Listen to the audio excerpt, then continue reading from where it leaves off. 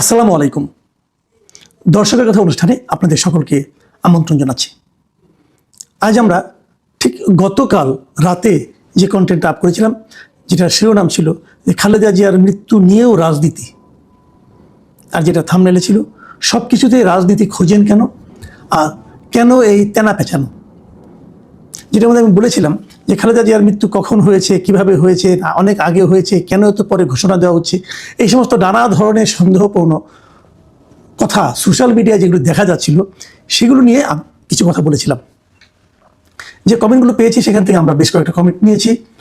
বেশ কিছু কমেন্ট আমি কোনো মন্তব্য করবো না, কেবল আপনাদের পড়ে শোনাবো যে মানুষ আসলে কি ভাবছেন, কি বলছেন, সেই জিনিসটা উপলব্ধি করার জন্য। প্রথম যে কমেন্টটা পড়বো এটা লিখেছেন মিস্টার আদর হুসাইন। তিনি লিখেছেন, যারা আমাদের দেশের শত্রু ছিল, যারা বাংলাদেশকে মেনে নিতে চায় নাই, তারাই এই মৃত্যু নিয়ে কিচ্ছা রচনা করতেছে। আমরা মনে করতাম আমাদের শত্রু ছিল আওয়ামী লীগ, কিন্তু আমাদের শত্রু আমাদের ঘরেই ছিল। বিএনপির বারবার ভাবা উচিত, স্বাধীনতা বিরোধীরা কখনো কারো বন্ধু হয় না। এরা ইসলামিক নাম দিয়ে ইসলামের 12টা বাজিয়ে ফেলেছে, দেশের 12টা তো আগেই বাজিয়েছে। এখন মনুষ্যত্বগুলো হারিয়ে ফেলেছে। ন্যূনতম মনুষ্যত্ব, ন্যূনতম কৃতজ্ঞতাবোধ এই লোকগুলি নেই। যে লোকগুলো বিএনপির সাথে এত বছরের রাজনীতি করছে, এখন সেই খালেদা জিয়াকে নিয়েই কটূক্তি করতে ছাড়ছে না। তার থেকে আওয়ামী লীগ হাজার গুণে ভালো। মারুফ লিখেছেন, মানুষ মরণশীল, একজন বয়স্ক অসুস্থ মানুষ মরবে, এটাই বাস্তবতা, আমরাও মরব, ধন্যবাদ।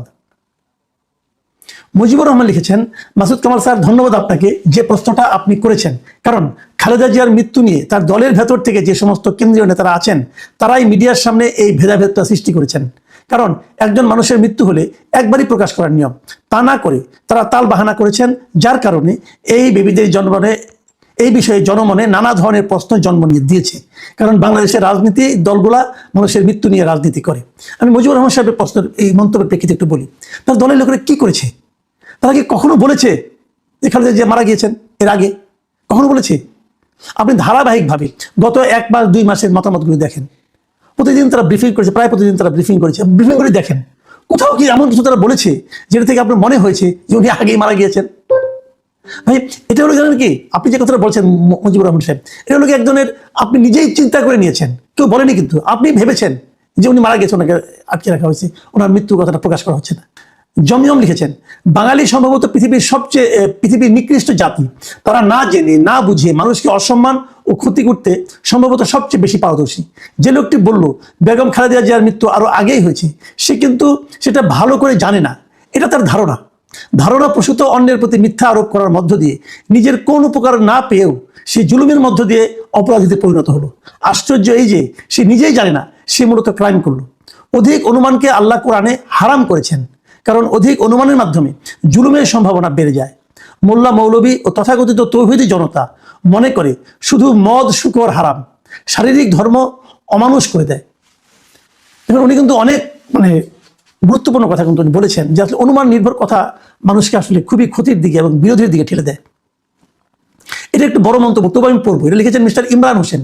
তিনি লিখেছেন, আমি যদি ধরেও নেই বেগম খালেদা জিয়া আগেই মারা গিয়েছেন, কিন্তু তাকে কৃত্রিমভাবে বাঁচিয়ে রাখা হয়েছে, তাহলে আমি বলবো তার লাশটা পর্যন্ত দেশের জন্য কাজ করেছে।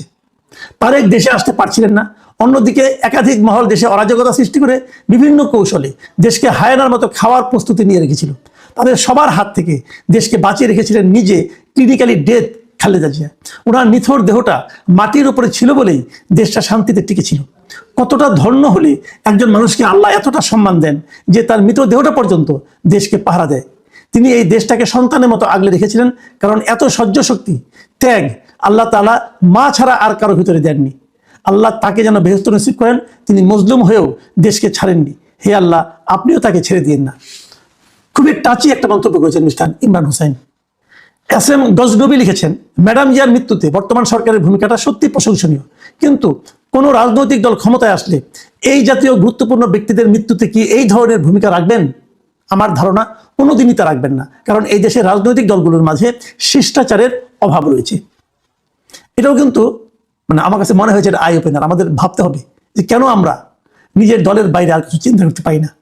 মাহমুদ আলী লিখেছেন, হাদিসে অনুমান করতে নিষেধ করা হয়েছে, তারা কি প্রমাণ দিতে পারবে? খালি মুখে ইসলামের ফেনা তুলে ফেলো, অন্তরে ধারণ করো না, অন্তরে ধারণ করো কোরআন ও হাদিস। এটা বেশ বড় একটা কমেন্ট, তো আমি এটা পড়তে চাই। এটা লিখেছেন SD সজীব, তিনি লিখেছেন, মাসুদ কামাল সাহেব, আপনার মনের ভিতরের অবস্থা আমি কিছুটা অনুভব করতে পারছি। আমিও আপনার মতো বিষয়টা অনুভব করছি। মাসুদ কামাল সাহেব, বিগত কিছুদিন আগে খালেদা জিয়াকে নিয়ে মানুষের মনে কিছু ঘটনার অনেক কিছু ঘটনার জন্ম দিয়েছে। খালেদা জিয়াকে বিদেশে চিকিৎসার জন্য চার্টার বিমান নিয়ে আসা, আবার শরীরের অবস্থা বিদেশে নিয়ে যাওয়ার মতো নেই, এবং পুরো হসপিটালের বাইরে SSF মোতায়েন, VIP প্রোটোকল দেওয়া, এবং গত কিছুদিন যাবৎ খালেদা জিয়ার কোনো শারীরিক অবস্থার নিউজ গণমাধ্যমে না আসা, তারেক জিয়া দেশে আসতে নিরাপত্তা নিয়ে বক্তৃতা দেওয়া, এবং অল্প সময়ের মধ্যে দেশে আসার ঘোষণা দেওয়া, দেশে এসে বিপুল মানুষের সম্বর্ধনা পাওয়া, হাসপাতালে এসে ডাক্তারদের সাথে কথা বলা, এবং সবচাইতে অবাক হওয়ার মতো ঘটনা তা হলো অসুস্থ মাকে দেখতে যাওয়ার সময়কার কোনো ভিডিও মিডিয়ার সামনে না আসা। সবকিছু পর্যবেক্ষণ করলে মানুষকে আপনি কি বুঝাইবেন? দোষ হচ্ছে আমাদের নিজের। আমরা কেন মানুষকে সমালোচনা করার সুযোগ তৈরি করে দেব? আমার এই কমেন্টের মাধ্যমে কেউ কোনো কষ্ট বলে ক্ষমা সুন্দর দৃষ্টিতে দেখবেন। সাবেক প্রধানমন্ত্রী বেগম খালেদা জিয়া বিধি আত্মার মাগফিরাত কামনা করছি। উনি কিন্তু অনেক কথাই বলেছেন, কিন্তু আমার একটা কথা মনে হয়, ওনার ভেতরের অসুস্থতা, ওই জন্য ICU-তে ছিলেন, ওই সময়কে ভিডিওটা আপনি কিভাবে করবেন? এটা কোনো ডাক্তার আপনাকে করতে দেবে? এটা তো হয় না রে ভাই। হুবার্ট বারোই লিখেছেন, আমি আপনার কথার সাথে পুরোপুরি একমত। লাইফ সাপোর্টে একজন মানুষকে অনেক দিন বাঁচিয়ে রাখা যায়, এতে সমস্যা নাই। যাদের সামর্থ্য আছে তারা এই কাজটি করে থাকেন। তারেক রহমান দেশে আসার কারণেই খালেদা জিয়াকে লাইফ সাপোর্টে হয়তো বাঁচিয়ে রাখা হয়েছিল, যেমনটি আপনার মায়ের বেলায় ঘটেছিল। আপনার বোন আসবে তাই আপনারা আপনার মাকে ভেন্টিলেশনে রেখেছিলেন। জাকির হোসেন লিখেছেন, আপনাদের মতো সাংবাদিকরা কখন কোথায় তেল মারতে হয় এটা জানেন। জাকির সাহেব, আমি বুঝতে পারলাম না আমার এই কন্টেন্টটা আমি কখন কাকে কিভাবে তেল মারলাম বলেন তো? আমি কাকে তেল মেরেছি? আচ্ছা, এই সংক্রান্ত আরো কয়েকটা কমেন্ট আছে যেগুলোতে আমার খুব সমালোচনা করা হয়েছে, সবগুলি পড়ি, তারপরে একবারে জবাব দেবো। মোহাম্মদ আশরাফ লিখেছেন, অত রিয়েক্ট করার কিছু নেই। খালেদার অসুস্থতার চিকিৎসা নিয়ে সরকার ও বিএনপি যথেষ্ট কনফ্লিক্ট তৈরি করেছে বলেই মানুষ নানামুখী মন্তব্য করেছে। মোস্তফা খান লিখেছেন, মাসুদ ভাই দালালি করেন কিন্তু কম করেন। আচ্ছা, বলছি এই সম্বন্ধে আলোচনা একটু পরে করি। সাদ সাফি লিখেছেন, তেল মারার মেশিন মাসুদ কামাল বাটপার। তোদের মতো বাটপারদের কারণে দেশে আজকে বর্তমান অবস্থা। শেখ হাসিনার স্বৈরাচার বলছো, তখন মজা লাগে। দেশের উন্নয়ন চুষে বেড়াচ্ছ, তারপরও শেখ হাসিনা তোমাদের মতো লোকদের কাছে খারাপ। আওয়ামী লীগ ছাড়া নির্বাচন একতরফা হয় না, শুধু বিএনপি না থাকলে একতরফা হয়। আগে লিখেছেন নুরুল লুক ফরওয়ার্ড, তিনি লিখেছেন, মাসুদ কামাল তুই একটা অসভ্য জানোয়ার, অমানুষ। তুই যে ইনিয়ে বিনিয়ে কি বলতে চাইছিস সেটা মানুষ বুঝতে পারে। বাংলাদেশের অভিশাপ হচ্ছে আওয়ামী বাকশালী ফ্যাসিবাদের জামাত শিবির, আল বদর, আল শামস, রাজাকার।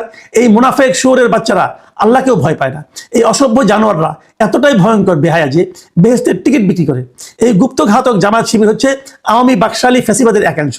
এই মুনাফেক শফিকুর রহমান অত্যন্ত নিচুমানের একজন বাংলাদেশ বিরোধী ষড়যন্ত্রকারী। ইনশাল্লাহ বাংলাদেশের দেশপ্রেমিক মানুষ এই রাজাকার বাহিনীর বিরুদ্ধে সোচ্চার হয়ে এদের বয়কট করবে। দেখুন, আমি এখান থেকে পড়ি, এই যে নুরুল লুক ফরওয়ার্ড, সামনের দিকে তাকাবেন উনি আর কি, ওনার লুক ফরওয়ার্ড আমি বুঝতে পারলাম না, মানে উনি যে কি বলতে চাইলেন সেটাই বুঝলাম না। উনি এখানে আওয়ামী বাকশালী এবং জামাতি